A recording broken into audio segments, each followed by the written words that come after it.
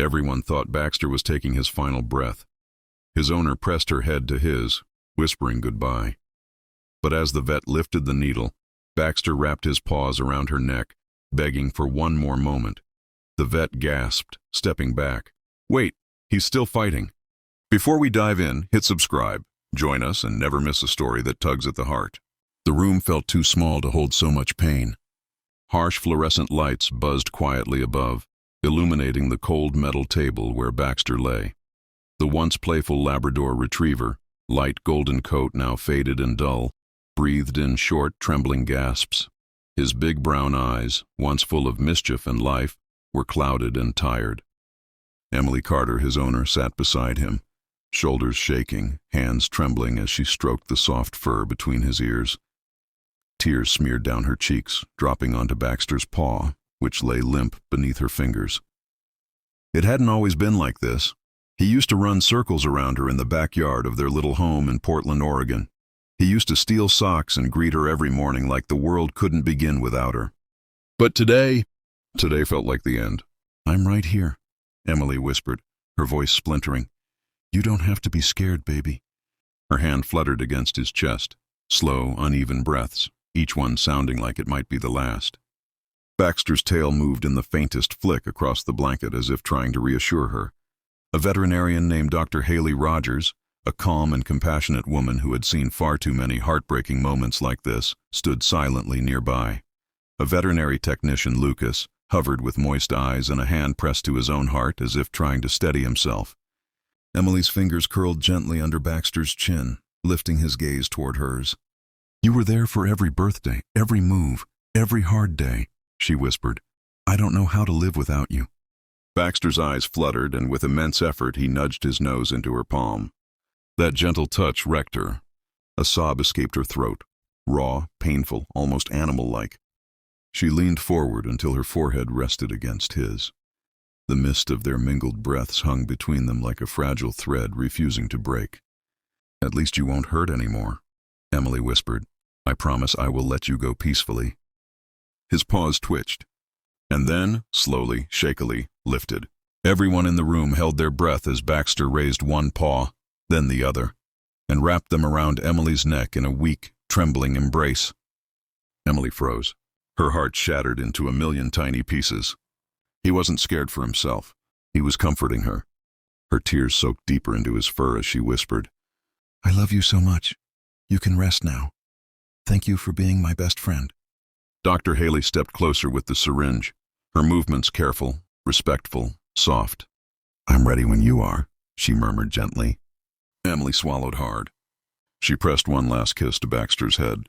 "Oh, okay," she croaked out, though she was anything but okay. The vet positioned the needle, hands steady, but then paused. Baxter let out a long, shaky exhale, and something in the sound made Dr. Haley's face tighten. She leaned closer. This wasn't a death rattle. This was a fight. Her eyes widened as she placed her stethoscope against his ribs. Her jaw dropped. "Wait, stop." Emily's head whipped up. "What? What is it?" The vet's expression sharpened, confusion mixed with hope. His heartbeat wasn't failing.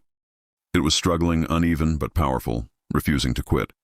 "This doesn't sound like simple organ shutdown," Dr. Haley said, quickly checking his gum color. "They're pale, but not the gray we see before death." Lucas immediately swung into action, grabbing a thermometer and Baxter's chart. "Baxter," the vet murmured, her voice urgent yet gentle. "What are you trying to tell us?" The thermometer beeped. She stared hard at the screen. "His temperature is too low, extremely low. This could be hypothermia from infection, not age." Emily blinked, stunned. "Infection? Not cancer? Not the end?" "I'm not certain," Dr. Haley replied. "Not yet. But this doesn't match a dog ready to go. We need to run emergency labs, fast." "Is there still a chance?" Emily stumbled. The vet nodded decisively. "Yes, if we act immediately, he has a real chance." Hope, terrifying and fragile, sparked inside Emily like wildfire. Lucas hurried to insert an IV catheter as the vet prepared antibiotics and fluids. Emily stepped back just enough to give them room, but Baxter's paw still clung to her sleeve. He wouldn't let go. "Hang in there, buddy," she whispered, her voice trembling with new hope. Machines beeped, fluids dripped, needles connected. A battle had begun. If you're feeling this story already, subscribe now. Don't miss the moments that remind us what true loyalty and love look like. Emily paced the hallway of the animal hospital, a place she had never imagined spending the worst night of her life. Every time she passed Baxter's kennel window, she stopped just to hear the soft sound of his breathing through the glass. Nurses and doctors rushed past her, murmuring updates, grabbing meds, checking charts, but the world around her felt like it was underwater. Time warped. Numbers on the clock barely moved. She replayed the moment again and again. His paws around her neck, his silent plea not to leave this world, his heartbeat refusing to surrender. She sat down hard, burying her face in her hands. Please, Baxter, don't stop fighting. Memories burst through her mind. His clumsy puppy legs tripping on the stairs. The time he snuck turkey off the kitchen counter. How he always knew when she was sad. How he protected her after her divorce, when her world fell apart. He had saved her 1,000 times. Now it was her turn. A soft voice broke through the silence. Emily? Dr. Haley stood in front of her, tired, deep shadows under her eyes, but she was smiling. He's stable. Emily staggered to her feet. You mean he?